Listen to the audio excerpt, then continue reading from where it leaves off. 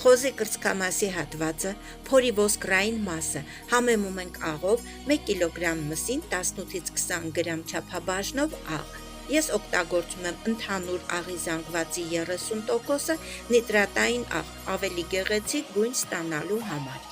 Սև և կարմիր աղացած պղպեղ ենք հավելացնում նաև և միսը դնում ենք վակուումային տոպրակի մեջ, թողնելով սառնարանում 5-ից 7 օր, որպեսզի համերը ամբողջությամբ ներծծվեն։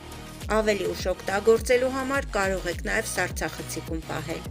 Մարինացվելուց հետո միսը հանում ենք և երեսի համեմունքները թարմացնում։ Այնուհետև ամուր փաթաթում ենք նախ յուղաթղթով, իսկ հետո փայլաթիթեղով, այնպես որ ոչ մի բաց տեղ չմնա։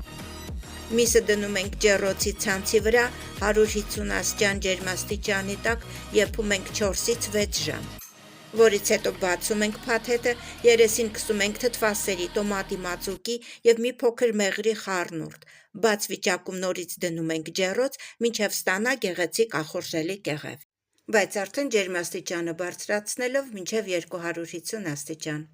Ուտեստը հիանալի է թե տաք վիճակում և թե սառը որպես խորտիկ։ Պատրաստեք և վայելեք։ Բարի ախորժակ ձեզ։